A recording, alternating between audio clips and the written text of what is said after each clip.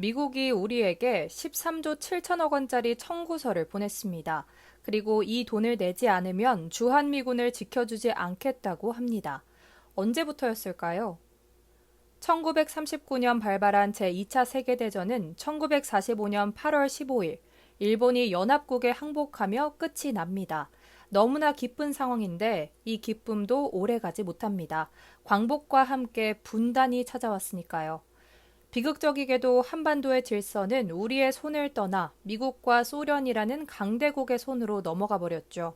결국 남북은 미국과 소련의 지휘 아래 각각 대한민국과 조선민주주의 인민공화국을 세웁니다. 그렇게 남북의 정부가 들어선 지 채 2년이 지나지 않은 1950년 6월 25일 한반도에 전쟁이 일어납니다. 북한의 기습적인 남침이었죠. 북한군이 38선을 넘어 남하했고 불과 3일 만에 서울을 점령합니다. 당황한 대한민국 정부는 부산을 임시 수도로 정하고 미국에 도움을 요청합니다.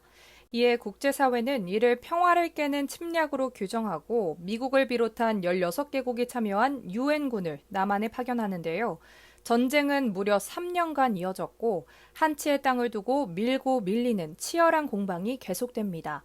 그리고 마침내 1953년 끝없는 소모전에 지친 양측은 마침내 정전협정을 맺습니다.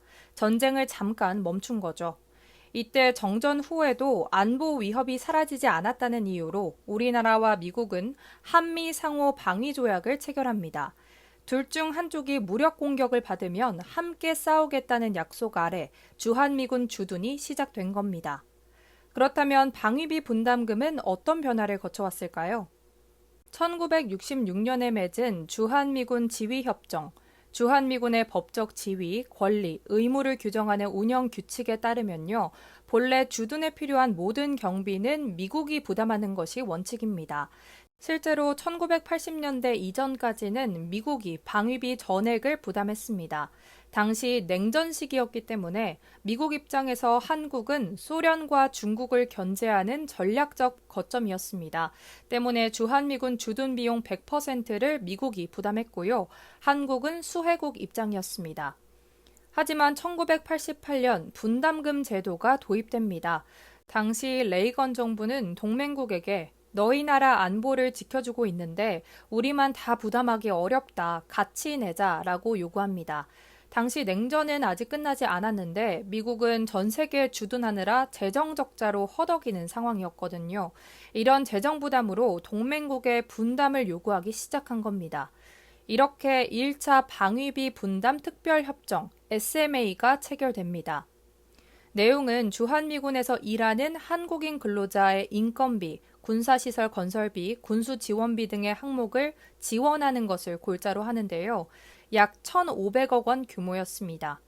그리고 이후에 9차 SMA에서는 분담금 산정에 물가상승률 연동 공식을 도입하기 시작하고요. 이후 10차에는 연평균 약 9,200억 원 규모를 유지합니다. 2019년 11차에는 1년짜리 임시 SMA로 연장이 됐고요. 그리고 2020년부터는 새로운 협정을 체결해야 했는데요. 이때 당시 트럼프 1기 행정부가 한국은 기존보다 5배 많은 50억 달러를 부담해라 라고 요구합니다. 당시 우리 정부는 1조 원 내외로 부담을 하고 있었는데 연평균 이제 6조 원으로 올린 거죠. 이에 한국 정부는 요구액이 과도하다고 판단하고 반발했는데요. 그러자 협상이 결렬됐고 결국 2020년에는 1988년 제도 도입 이후 처음으로 아예 SMA 협정이 체결되지 않습니다. 이제 정식 협정이 없기 때문에 한국은 법적으로 방위비를 지급할 근거가 없으니 2019년 수준만큼만 일방적으로 유지를 합니다. 그러자 미국이 한국이 돈을 안 냈다는 이유로 기진의 한국인 근로자 약 4천 명에게 무급 휴직을 통보합니다.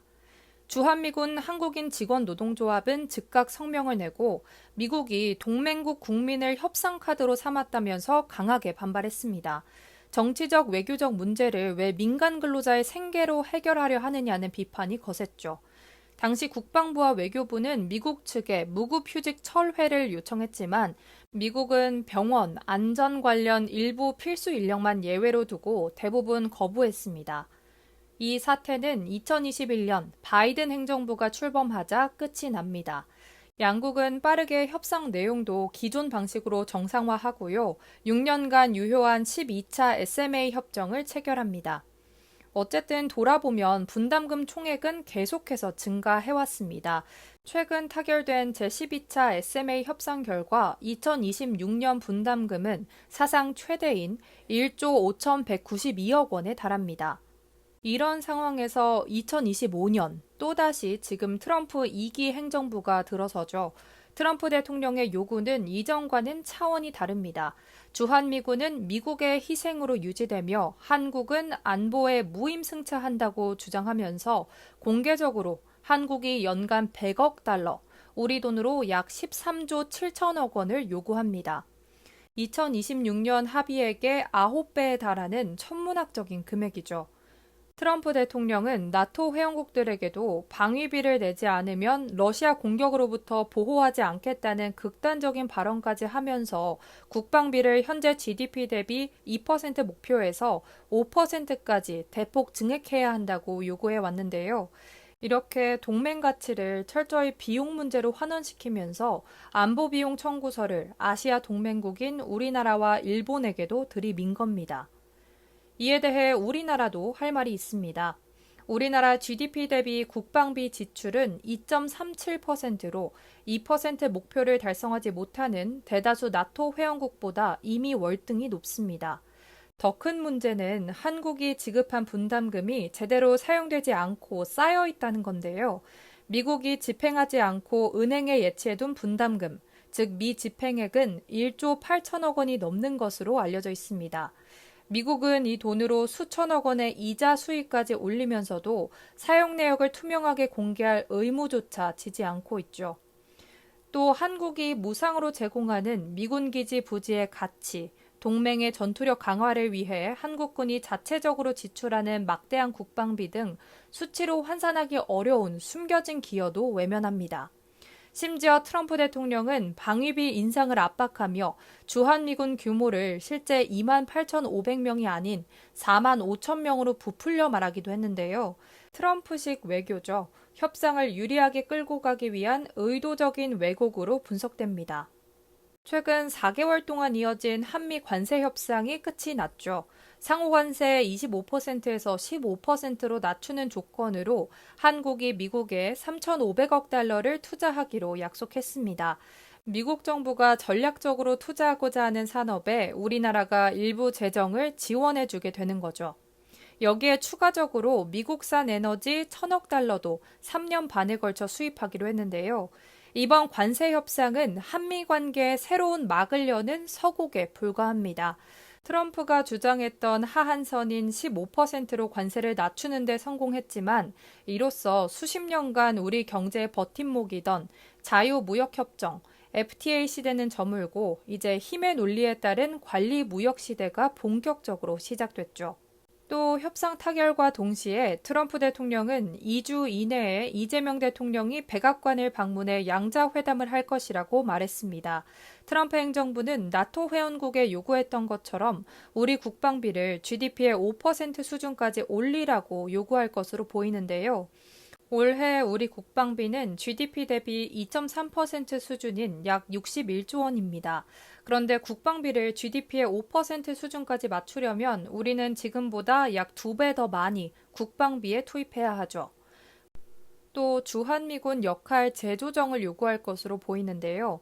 실제로 트럼프는 주한미군을 중국 견제에 더 활용하기를 원하고 있습니다. 기존의 북한 억제 임무를 넘어 중국을 견제하는 역할까지 맡으라는 이른바 동맹 현대화 요구가 있었습니다. 이에 이재명 정부는 이 가능성을 공식 인정했지만 또 한편으로 미국 입장을 전적으로 따르지 않겠다는 신호도 줬습니다.